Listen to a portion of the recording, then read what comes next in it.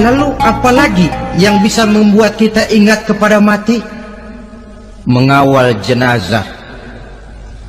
Bukankah sangat dianjurkan oleh agama? Bahkan kalau bisa sejak mengurusnya, memandikannya, mengkafankannya, menyolatkannya, untuk kemudian mengantarnya ke kubur. Hari ini saya antar dia ke kubur, besok boleh jadi saya yang diantar orang. Hari ini saya solatkan dia, besok boleh jadi saya yang disolatkan orang. Hari ini saya masukkan dia ke liang lahat, besok mungkin giliran saya dimasukkan orang ke liang lahat. Ingat mati, tumbuh kesadaran. Lalu daya positifnya dalam kehidupan apa? Nah, saudara-saudara hadirin, orang yang mengingat mati bukan lantas menjadi lemah dalam kehidupan, menjadi putus asa, sedikit semangat, terbentur kesulitan, mudah frustasi. Bukan itu tujuannya kita diperintah mengingat mati.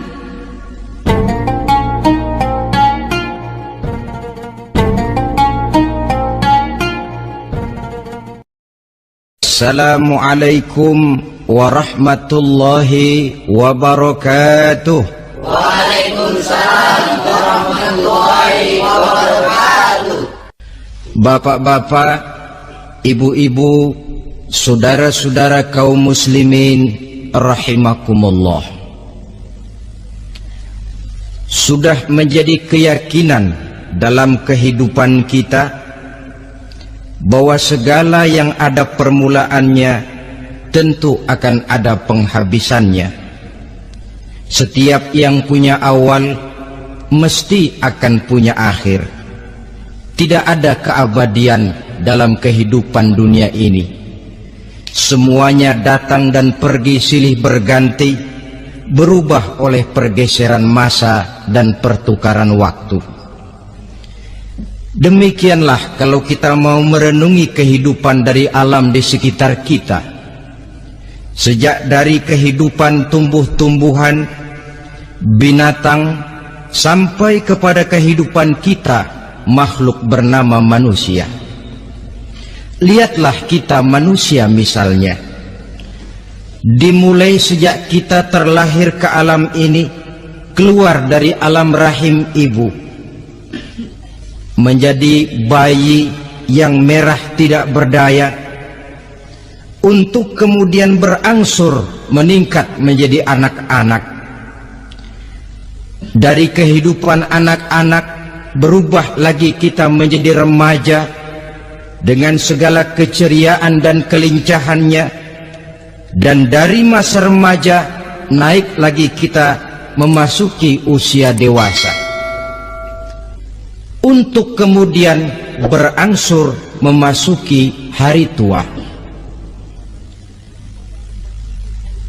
Lalu setelah kita memasuki hari tua, sehari, seminggu, sebulan, setahun, sampailah kita kepada batas waktu yang telah ditentukan oleh Allah, yang dinamakan ajal, dan bertemulah kita dengan yang disebut maut. Ini merupakan kepastian dalam kehidupan. Kalau saja kita mau merenung perubahan-perubahan yang terjadi pada diri kita, seharusnya membuat kita insaf dan sadar. Dikala remaja kita begitu lincah, punya rambut yang hitam ikal berderai, punya lesung di pipit, punya senyum yang indah menawan setiap orang yang melihat, punya kulit yang kencang dan bersih. Manakala kita memasuki hari tua, perubahan frontal pun terjadi. Kulit mulai jadi keriput, rambut yang tadinya hitam ikal berderai mulai memutih, nikmat berkurang, gigi yang tadinya utuh dan sanggup mengunyah apa saja, satu demi satu permisi meninggalkan kita. Sangat boleh jadi dikala remaja kita senyum semua orang terpikat, dikala hari tua dengan kulit yang keriput, dan gigi yang tidak ada lagi. Manakala kita senyum, mungkin orang bakal lari dari sekitar kita. Kemana keindahan yang tadinya begitu menawan? Kemana senyum lesung pipit yang tadinya menarik perhatian orang? Pergi meninggalkan kita, berubah oleh pergeseran masa dan pertukaran waktu. Nah, bila maut datang menjemput kita, selesailah kehidupan sampai di situ? Ternyata belum. Kalau lahir merupakan perpindahan hidup dari alam rahim ke alam dunia, maka mati hakikatnya merupakan perpindahan hidup dari alam dunia ini ke alam kehidupan yang berikutnya, yang dinamakan dengan alam barzah. Andai kata hidup cuma sekali, secara moral kita sanggup berkata, alangkah tidak adilnya Tuhan. Kenapa? Dalam kehidupan ini kan aneka ragam terjadi. Ada orang yang zolim, ada orang yang dizolimi. Ada orang yang membunuh, ada orang yang terbunuh. Ada orang yang kaya, ada orang yang miskin. Ada orang yang jujur, ada orang yang menghalalkan segala cara. Sehingga banyak ketidakadilan yang terlepas daripada pengadilan dunia. Lalu orang pun bilang, di dunia ini katanya banyak pengadilan tapi sulit keadilan. Di dunia ini mudah mencari pengadilan tapi sulit untuk mencari ketidakadilan. Andai kata hidup cuma sekali, tidak akan ada hidup sesudah hidup yang sekarang ini. Bagaimanakah nasib mereka yang lepas dari pengadilan dunia ini? Alangkah tidak adilnya Allah, andai kata tidak ada kehidupan sesudah hidup yang sekarang. Tentulah akan terjadi di mana orang menghalalkan segala macam cara untuk mencapai tujuan. Yang penting kan saya kaya, yang penting kan saya punya jabatan dan kedudukan tinggi. Kalau perlu jilat atas, jilat atas. Kalau perlu sikut kiri kanan, sikut kiri kanan. Kalau perlu injak bawah, injak yang bawah. Ini prinsip daripada orang-orang komunis. Dan pantas karena mereka tidak percaya kepada kiamat. Pantas karena mereka tidak percaya akan adanya kehidupan sesudah hidup yang sekarang ini. Maka saya menghimbau kepada seluruhnya, kita sudah kadung menyepakati negara ini berdasarkan Pancasila. Kita sudah kadung konsensus bahwa PKI dengan seluruh ajarannya tidak punya hak hidup di bumi Pancasila yang kita cintai ini.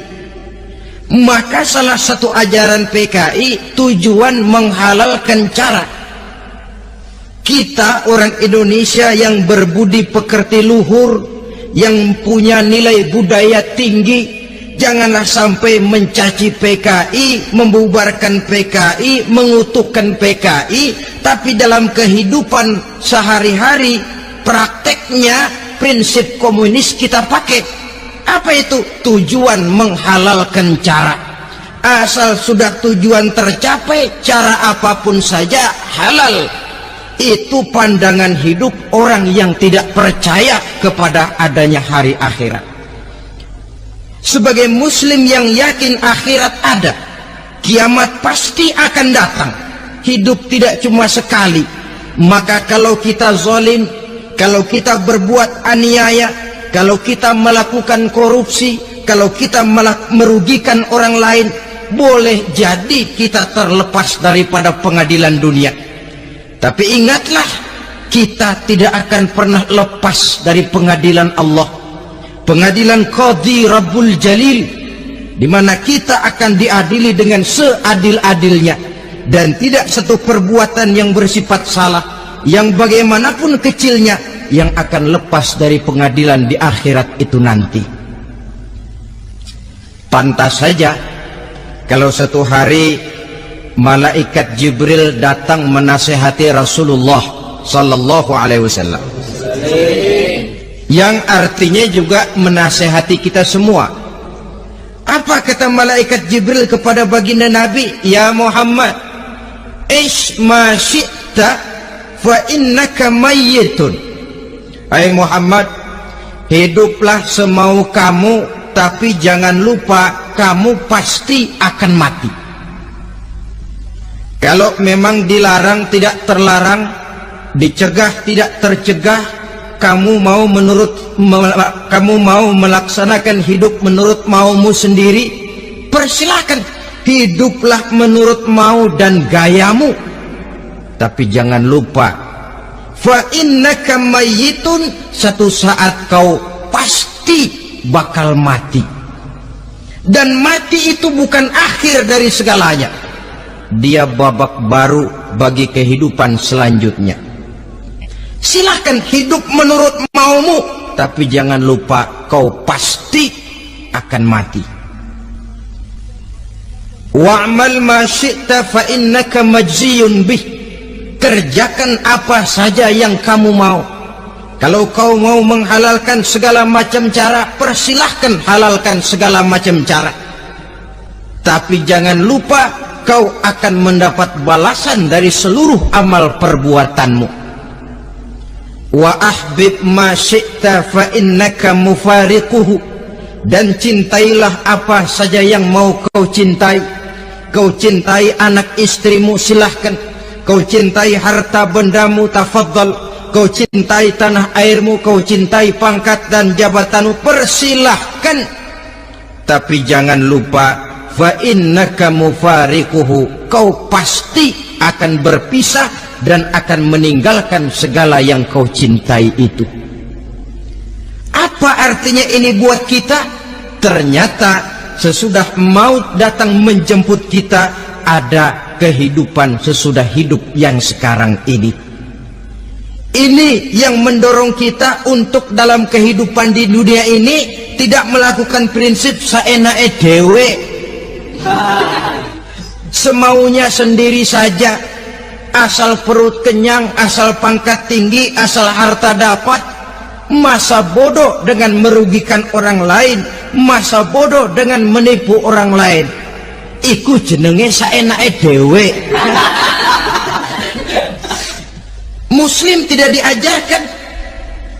Ingat manusia, setelah kau mati, setelah kiamat datang, kau akan dibangkitkan, kau akan dimintakan pertanggungan jawab tentang kehidupan yang sekarang ini. Saudara hadirin, oleh sebab itu kalau kita bicara soal kiamat, soal akhirat, ini memang masalah yang gaib, yang sepenuhnya tidak bisa dicernakan dengan kemampuan penalaran intelektual. Dasar di dalam membicarakan ini tidak lain adalah iman kita kepada Allah Subhanahu wa ta'ala. Bukan cuma zaman sekarang, dari zamannya Nabi, orang itu kalau sudah bicara kiamat, bicara akhirat, ada yang ragu-ragu, ada yang menolak sama sekali. Bukan dari zaman sekarang, dari zaman dulu. Pernah kok satu saat Rasulullah itu dakwah menceritakan, saudara-saudara, akan terjadi kiamat di mana Allah akan membangkitkan manusia dari kuburnya untuk memintakan pertanggungan jawab. Ini dalam dakwahnya Nabi pidato macam itu. Apa reaksi orang? Yang beriman ya mantap, tapi yang tidak beriman, bajingan-bajingan Quraisy ini, mereka bertepuk tangan, mengejek, mencaci. Malahan ini yang luar biasa, ada dua orang kafir namanya Ubay bin Ka'ab dan Al-As bin Wa'il. Mendengar pidato macam ini, mereka buru-buru pulang ke rumah. Ngapain? Ngambil pacul. Lalu berangkat nyari kuburan tua. Dia gali itu kuburan, tulang-tulangnya diangkut, dibawa ke depan Nabi. Ya Muhammad, tulang-tulang yang udah hancur begini, siapa yang bisa ngidupin lagi? Ah, yang macam-macam aja kamu Muhammad. nggak rasional, nggak masuk akal. Allah menjawab. Apa kata Allah? وَضَرَبَ لَنَا مَثَلًا وَنَسِيَ خَلْقَهُ قَالَ مَنْ يُحْيِي الْعِظَامَ وَهِيَ رَمِيمٌ قُلْ يُحْيِيهَا الَّذِي أَنْشَأَهَا أَوَّلَ مَرَّةٍ وَهُوَ بِكُلِّ خَلْقٍ عَلِيمٌ. Mereka memberikan perumpamaan kepada kami, kata Allah. Mereka melupakan asal kejadiannya. Mereka bertanya, siapa yang sanggup menghidupkan tulang belulang yang sudah hancur kayak begini? Qul yuhyiha allazi ansha'aha awwala marrah. Katakan kepada mereka Muhammad, yang akan menghidupkannya adalah Dia yang telah menciptakannya pertama kali dulu. Kalau Dia sanggup menciptakan, Dia tentu lebih sanggup lagi untuk mengembalikan reproduksi ciptaan itu sebagaimana semula.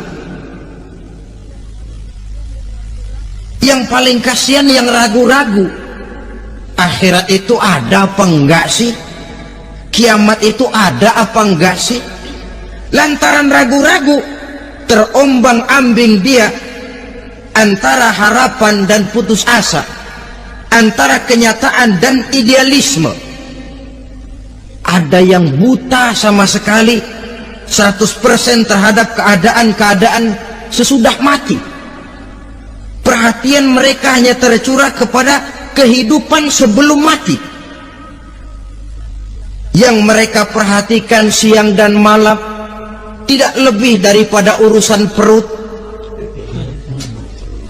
Pergi pagi, pulang sore, peras keringat, banting tulang.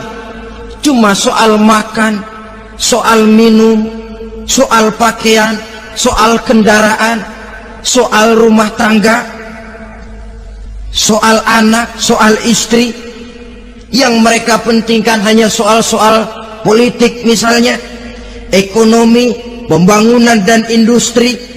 Untuk soal-soal kayak begitu, giat betul, habis seluruh waktu untuk memikirkan, meningkatkan kebudayaan, politik, sosial, ekonomi.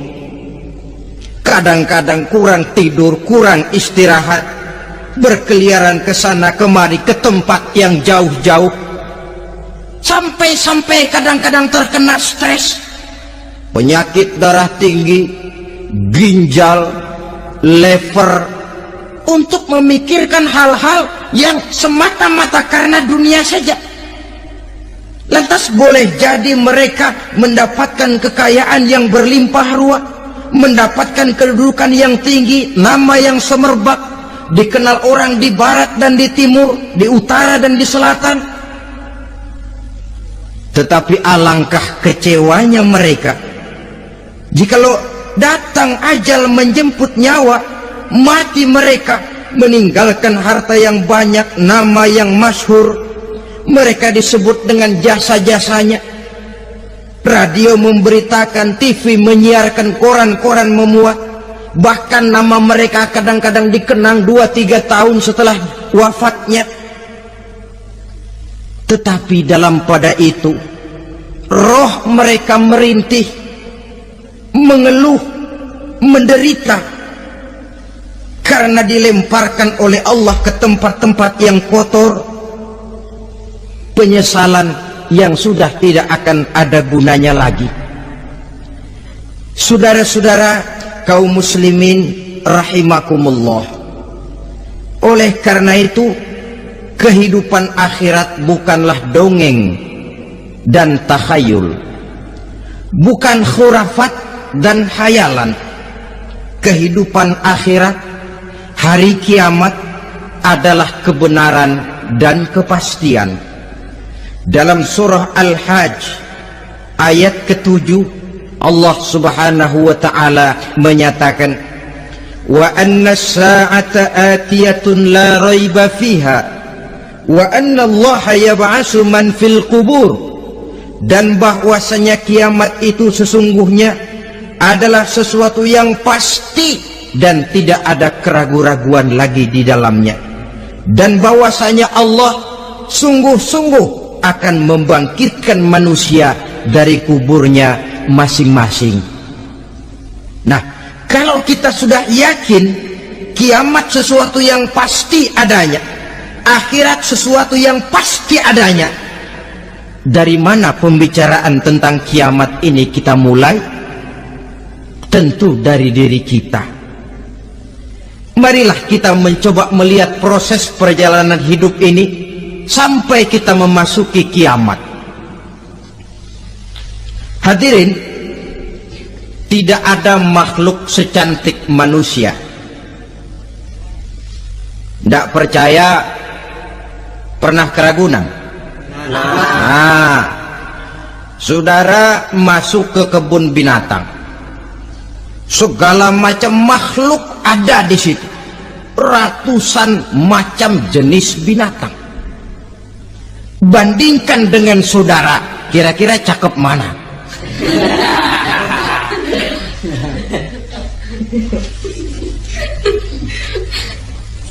Dari seluruh makhluk yang diciptakan Allah itu, manusia fi ahsani taqwim, dalam bentuk yang paling sempurna, sejak susunan biologis sampai kemampuan berpikir. Biologis kita, ya Allah, diciptakan kita begini rupa, diberikan 2 kaki untuk berjalan, 2 tangan untuk bekerja, diberikan 2 mata, dua-duanya di depan. Pernah saudara mikir kalau mata kita yang satu di depan, yang satu di belakang? Ah, rasanya nggak laku kacamata.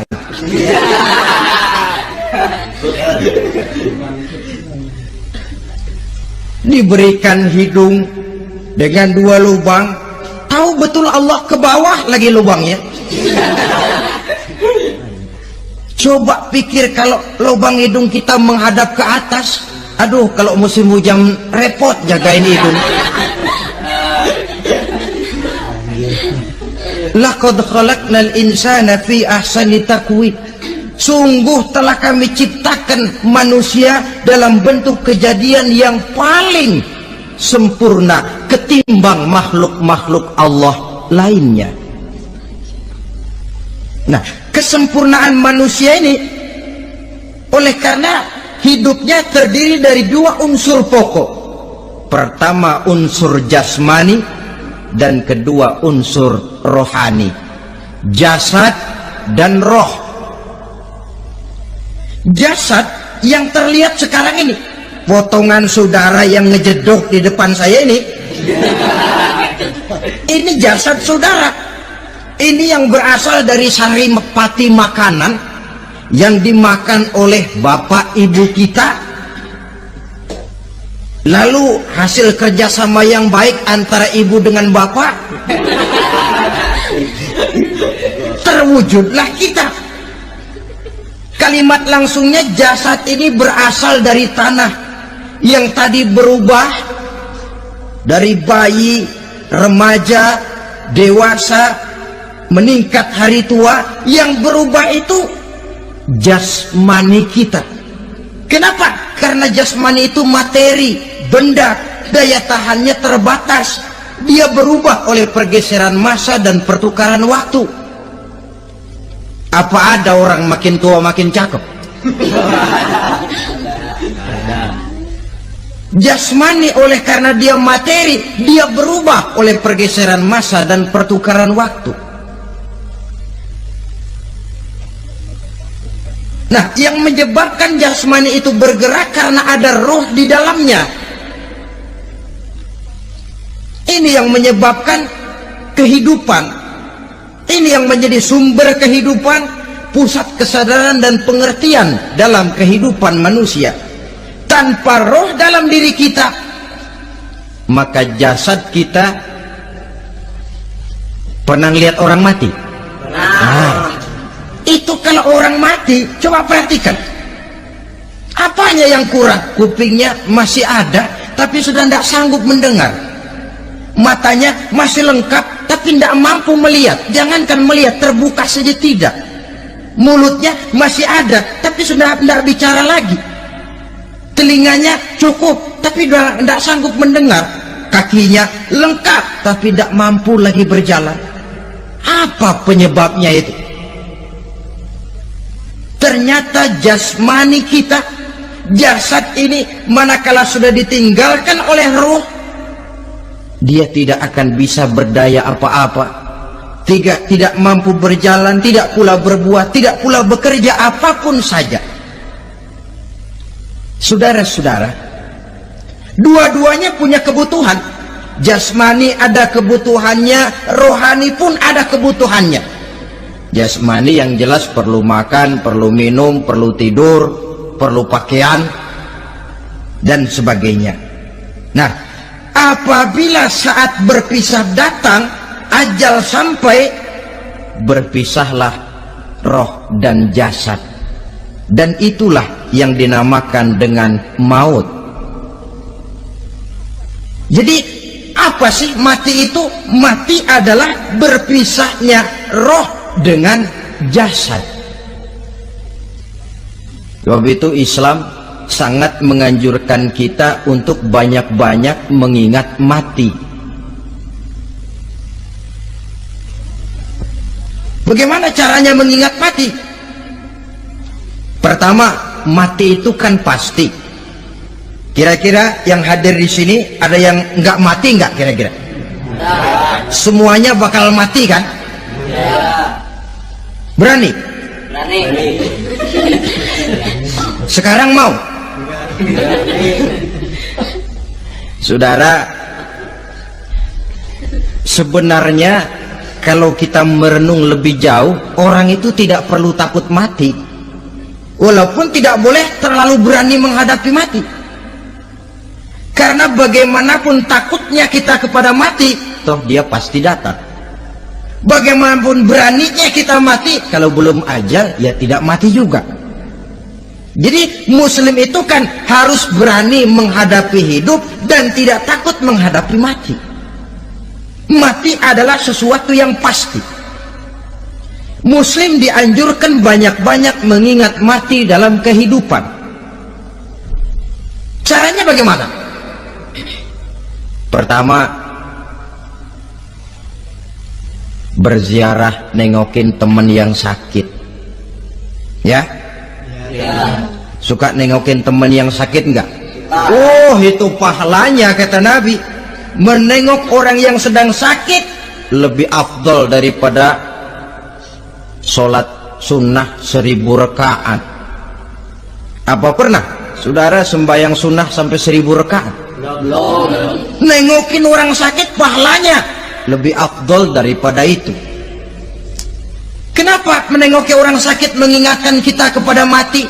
Iya ya, ini teman saya yang kemarin seger banget, bercanda sama saya, ketawa sama-sama, sekarang terbaring tidak berdaya, hilang kemampuannya, hilang keceriaannya, sakit. Iya kalau sembuh, kalau ajal, iya sekarang giliran dia, kalau jatuh ke saya. Lalu menghibur teman dengan kata-kata yang enak, yang akan mendatangkan sugesti supaya dia cepat sembuh. Jangan nengokin orang sakit, jujur, sakit apa lu? Perut. Emang teman gua kemarin sakit begini mati ya? Wah, itu orang bisa jadi shock lantaran etika kita tidak akan sampai ke sana. Menjenguk orang sakit akan mengingatkan kita kepada mati. Apalagi ziarah kubur. Ada yang orang tuanya sudah meninggal? Nah, kalau ada, ya tidak bisa tiap hari, sekurang-kurangnya seminggu sekali, Jumat pagi misalnya, ziarah kita ke kubur. Sehingga kalau kita masuk kubur kan ada etikanya. Assalamualaikum ya ahlal kubur wa inna insyaallahu bikum lahikun. Hai penduduk kubur, keselamatan bagi kamu dan kami yang masih hidup sekarang ini insyaallah pasti bakal nyusul kamu. Iya, yang kemarin gagah benar sekarang terbaring tanpa daya. Ini unggukan kuburannya. Yang kemarin ada sekarang sudah tidak ada. Kemana dia? Kami satu saat pasti akan begini. Ingat mati. Lalu apalagi yang bisa membuat kita ingat kepada mati? Mengawal jenazah. Bukankah sangat dianjurkan oleh agama? Bahkan kalau bisa sejak mengurusnya, memandikannya, mengkafankannya, menyolatkannya, untuk kemudian mengantarnya ke kubur. Hari ini saya antar dia ke kubur, besok boleh jadi saya yang diantar orang. Hari ini saya solatkan dia, besok boleh jadi saya yang disolatkan orang. Hari ini saya masukkan dia ke liang lahat, besok mungkin giliran saya dimasukkan orang ke liang lahat. Ingat mati, tumbuh kesadaran. Lalu daya positifnya dalam kehidupan apa? Nah, saudara-saudara hadirin, orang yang mengingat mati bukan lantas menjadi lemah dalam kehidupan, menjadi putus asa, sedikit semangat, terbentur kesulitan, mudah frustasi. Bukan itu tujuannya kita diperintah mengingat mati.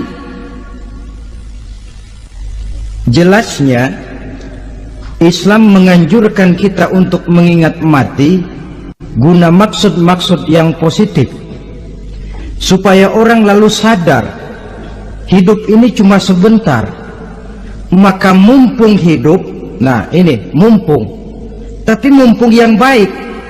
Mumpung hidup, maka hidup yang singkat ini harus saya pergunakan dengan sebaik-baiknya, melakukan kebajikan yang sebanyak-banyaknya, menjauhkan rasa malas, menunggu keajaiban yang datang dari langit, berleha-leha, bermain-main, sementara maut kalau dia datang tidak pernah main-main. Pantas kalau seorang penyair bernama Syauqi memesankan, tazawwad bittaqwa fa innaka la tadri idza hanna al-lailu hal ta'ishu ila al-fajri. Kam min sahihin mata min ghairi illatin wa kam min alilin 'asha hinan min ad-dahri. Persiapkan dirimu dengan takwa, sebab kamu tidak tahu apabila malam datang kamu masih bisa hidup apa enggak besok pagi. Apa ada jaminan saudara yang kumpul di depan saya malam ini besok masih bisa hidup? Tidak. Ada jaminan? Tidak ada sama sekali. Kam min sahihin mata min ghairi illatin. Berapa banyak orang sehat mati nggak pakai sakit lagi. Sebabnya kadang-kadang ringan saja. Ada yang cuma jatuh di kamar mandi mati. Ada yang cuma ketiban pensil. Iya, kalau ketiban pensil 3 peti masa nggak mati. Ta'addadatil asbab wal mautu wahid. Sebabnya boleh jadi macam-macam, tapi mati satu juga, yaitu mati. Dia seperti kelapa yang terlalu tua jatuh ke bawah, yang kembang baru keluar pun jatuh ke bawah. Itulah mati. Dia datang menjemput yang bayi, dia datang mengambil yang anak-anak, dia datang juga kepada yang remaja, kepada yang dewasa, kepada yang tua sekalipun. Jangan yang remaja lalu berpikir, gua rasanya masih jauh banget mau mati. Ini sesuatu yang pasti yang kita tidak pernah diberitahu kapannya. Kalau dikasih tahu kapannya kan kita bisa, umpama malaikat maut datang ke rumah saya, saudara Zainuddin kau mati 80 tahun lagi. Wah, saya kan berhitung, masih lama, poya-poya aja dulu Tapi ini tidak pernah diberitahu kepada kita. Lantaran tidak diberitahu itulah kita perlu bersiap-siap dengan selalu mengingat-ingat mati yang mendorong kita untuk berbuat positif. Satu contoh peringatan mati yang mendatangkan positif, pada peristiwa ketika turun perintah hijrah. Ketika di Mekah sudah terpepet turun perintah hijrah. Ini sahabat yang berangkat hijrah, jangan dikira semua bulat hati.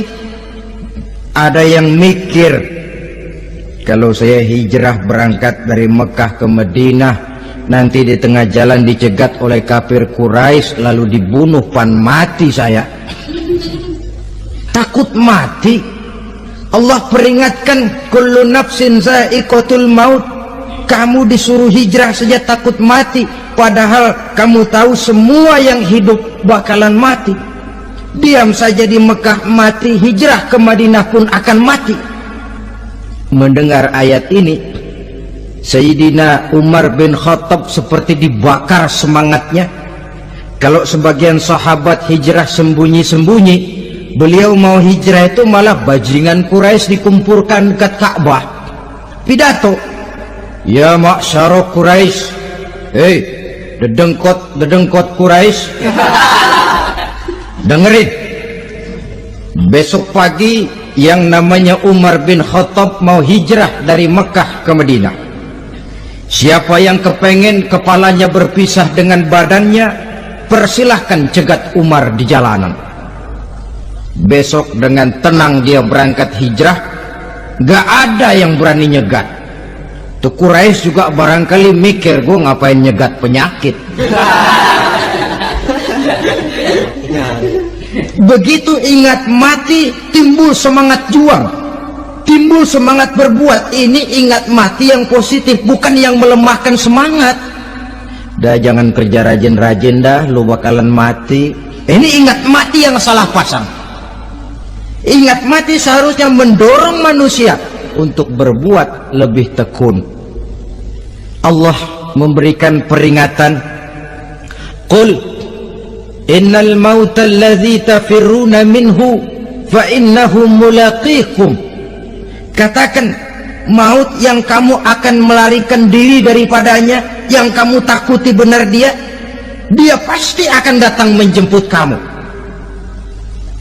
Saudara-saudara hadirin yang saya hormati, datangnya memang tidak kita harapkan yang namanya maut, tapi sekali dia datang tidak ada pintu tempat kita lari. Dia memang tidak pernah kita undang, tapi sekali dia datang mengetok pintu, kekuatan apa yang bisa menolak? Dia sebuah tanda seru dalam kehidupan. Apa yang menyebabkan orang takut mati? Pertama barangkali karena dia tidak tahu bagaimana kehidupan sesudah mati. Alam kubur gelap, alam akhirat gelap, sehingga dia bingung. Lantaran bingung lalu jadi takut. Yang kedua boleh jadi oleh bayangan-bayangan dosa yang pernah dia kerjakan di dunia ini. Kerjanya cuma menumpuk dosa. Dia gembira, bahagia, tertawa di atas tumpukan dosanya, merasa segan berpisah dengan seluruh kehidupan ini, sehingga boleh jadi maut adalah sesuatu yang ditakutkannya benar dalam kehidupan. Tapi bagaimanapun takutnya, tidak ada tempat lari dari dia. Dalam ayat lain Allah jelaskan, ainama takunu yudrikumul mautu walau kuntum fi burujim musayyadah. Di mana saja kamu berada, dalam benteng yang paling tangguh sekalipun, maut pasti akan datang menjemput kamu.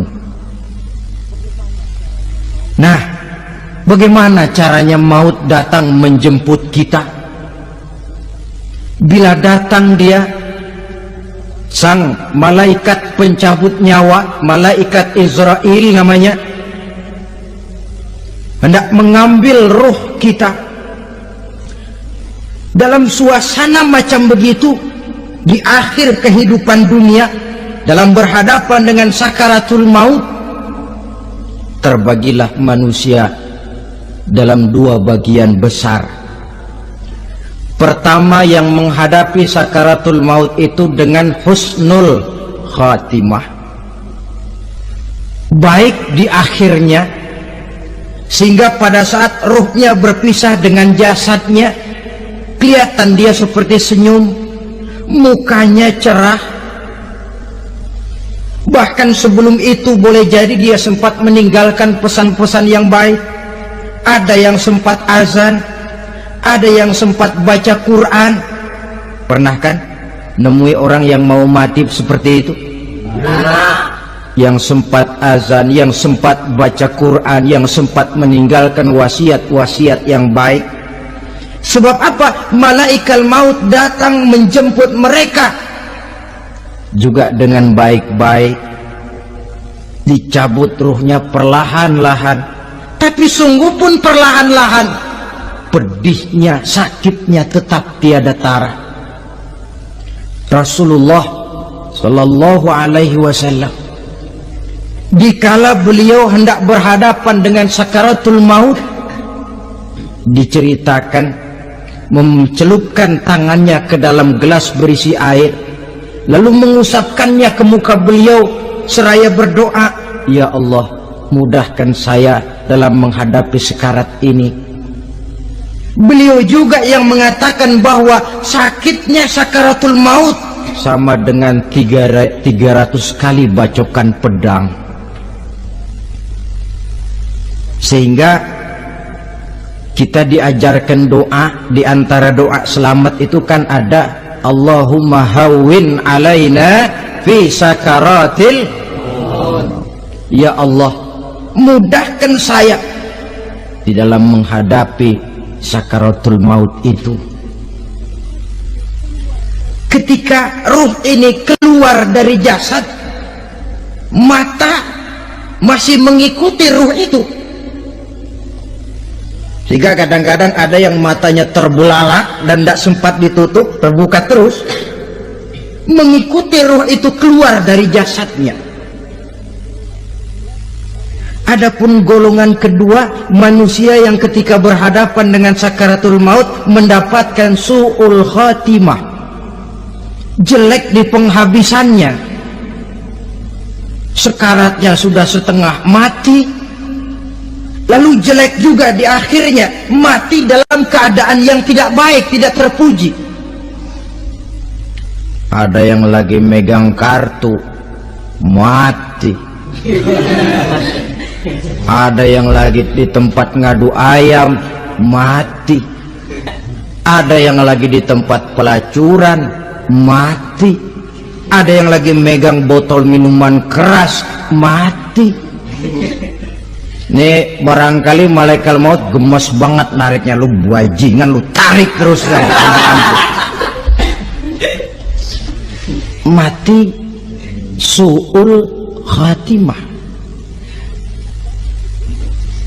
Makanya bagus itu.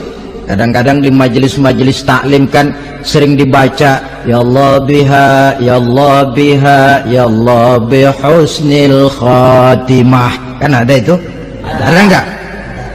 Saudara hadirin, mohon agar oleh Allah kita diberikan husnul khatimah, baik di saat ruh akan berpisah dengan jasad.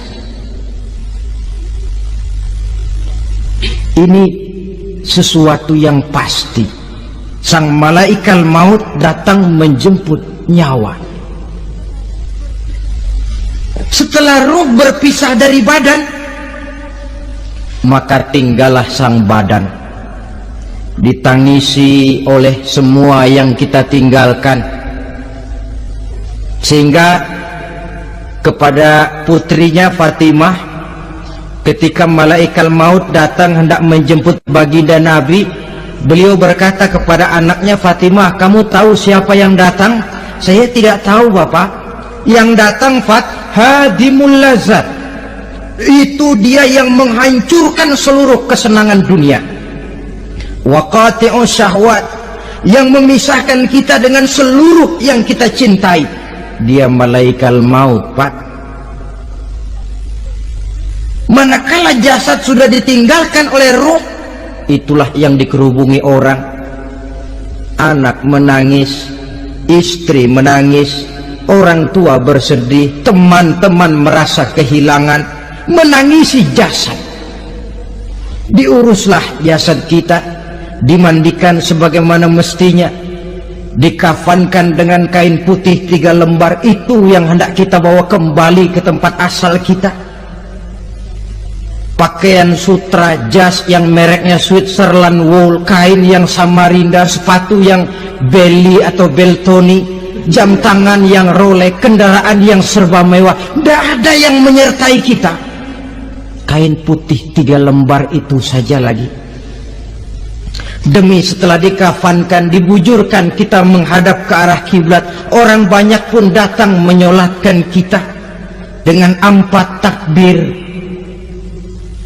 diiringi dengan doa. Lalu upacara pelepasan, berangkat kita meninggalkan anak, istri, suami, kampung halaman, tanah air, bahkan alam dunia ini. Selamat tinggal alam dan seluruh isinya. Tinggallah yang tinggal. Saya akan kembali ke tempat asal dari mana saya datang, untuk kembali mempertanggungjawabkan seluruh perbuatan saya dalam kehidupan ini. Manakala upacara pelepasan selesailah sudah, dimasukkan kita ke keranda jenazah, digotong orang, bismillah wa ala millati rasulillah, dibawa ke tempat peristirahatan terakhir katanya. Padahal dulu kalau mau kita istirahat, ke villa lah kita, ke Bali lah kita, ke Hong Kong lah kita, ke tempat-tempat tamasya yang indah. Oh, rupanya akan sampai juga perjalanan menuju tempat peristirahatan terakhir, yang luasnya tidak akan lebih dari 2 kali 1 meter. Diusung orang kita, diantarkan orang banyak. Manakala sampai ke atas yang lahat, pengusung jenazah dibuka, diturunkan kita ke liang lahat, dibaringkan. Gumpalan tanah akan jadi bantal kita. Muka dibuka, dihadapkan ke arah kiblat.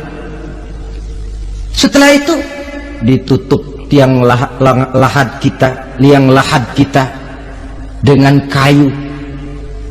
Masih belum kurang, diuruk dengan tanah.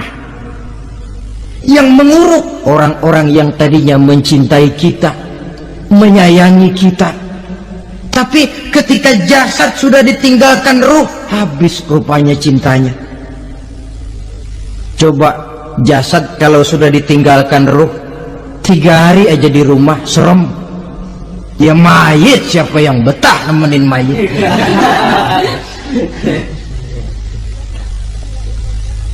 Lalu bila upacara pemakaman selesai, maka berusahalah semuanya. Para pengantar akan kembali ke rumahnya masing-masing. Maka masuk kita ke alam kehidupan, yaitu yang disebut alam barzakh atau alam kubur. Apa selesai hidup sampai di situ? Tidak. Hanya beberapa langkah setelah yang mengantar kita pulang, diriwayatkan dalam hadis Bukhari dan Muslim, bila seseorang sudah diletakkan di kuburnya, lalu yang mengantar kembali pulang, maka roh si mayit akan dapat mendengar bunyi terompah orang yang pulang itu. Bunyi terompahnya terdengar. Datang 2 malaikat menanyakan dia dengan pertanyaan-pertanyaan yang kalau bisa dijawab dengan betul, 2 malaikat yang bernama Munkar Nakir akan bilang, jawabanmu betul, tenanglah kau di sini, naumatal arus, tidurlah kau di sini seperti tidurnya pengantin. Orang yang baik-baik di alam kuburnya akan mendapat nikmat kubur, sehingga masa penantian yang lama. Sebab jangan lupa, kita masuk ke kubur itu kan menunggu sampai datangnya hari kiamat. Jadi kalau kiamat umpama masih 1000 tahun lagi, ya 1000 tahun kita menunggu. Orang yang baik-baik penantian di alam kubur, kata malaikat, naumatal arus, tidurlah kamu seperti tidurnya pengantin. Bagaimana sih tidurnya pengantin? Nggak berasa. Iya, kata anak sekarang, endah aja udah. Begitu menerusin pagi, kata lakinya, malam sebentar bener ya Neng. Sebentar betul katanya malam. Ya tentu saja tidak terasa. Kenapa? Dia tidak pernah memikirkan waktu, terbawa oleh kenikmatan dan kelezatan yang dirasakannya dalam kehidupan. Tapi orang kafir, orang yang dosanya bertumpuk, tidak sanggup menjawab pertanyaan dua orang malaikat, maka dia akan mendapat azab di alam kuburnya terus menerus siang dan malam sampai datangnya hari kiamat. Ibarat maling ayam ketangkep, belum masuk pengadilan udah digebugin duluan. Kan begitu kan? Ada maling ayam nggak di sini? Nah, itu yang nyaut tadi pengalaman itu. Di sidang belum divonis, belum digebukin babak belur. Saudara hadirin, maka alam kubur bisa merupakan raudhatun min riyadil jannah, taman di antara taman-taman surga, pun juga bisa merupakan hufratun min hufarin niran, menjadi liang daripada neraka. Ada lagi riwayat yang dari Imam Muslim yang diperoleh dari Zaid bin Sabit. Zaid bin Sabit cerita, suatu hari kami bersama Rasulullah sallallahu alaihi wasallam berada dalam kebun kepunyaan Bani Najjar. Rasulullah sedang duduk di atas keledai.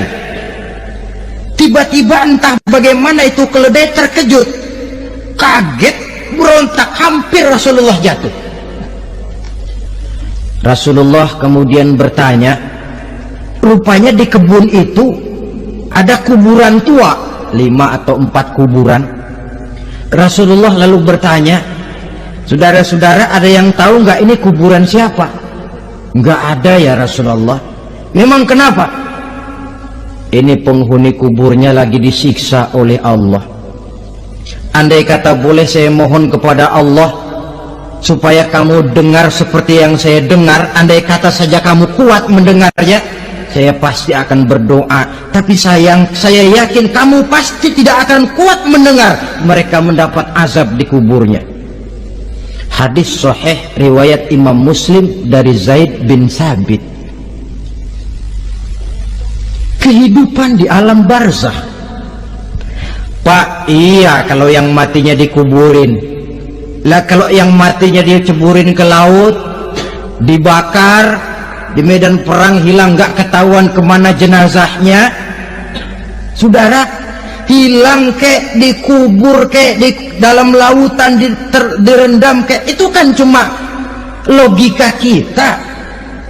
Menurut Allah tidak ada perbedaan orang mati dikubur di dasar lautan atau dibakar sampai jadi abu, atau gugur di medan perang tidak ketemu jenazahnya. Entah mereka tetap masuk ke alam barzakh namanya. Jasad boleh hancur, tapi roh sebagai sumber kehidupan, pusat kesadaran dan pengertian, dia tetap ada, mengalami kebahagiaan dan kegembiraan, atau mengalami kepedihan dan penderitaan, bergantung kepada amalan yang kita lakukan dalam kehidupan di dunia ini. Maka dalam Yasin tadi kan jelas, qul yuhyyihalladzi ansha'aha awwala marrah, yang menghidupkan mereka yang dikubur di dasar lautan, mereka yang dibakar sampai jadi abu, yang akan menghidupkan ialah Allah yang menciptakan mereka dulu pertama kalinya. Jadi kalau sudah ada aslinya, ya tentu tidak perlu contoh lagi, akan sangat mudah membuatnya. Orang tua kita, keluarga kita yang sudah berpulang, mereka di alam barzakh sekarang ini bisa mendapat nikmat kubur, bisa mendapat azab kubur, bergantung amalan mereka dalam kehidupan di dunia ini.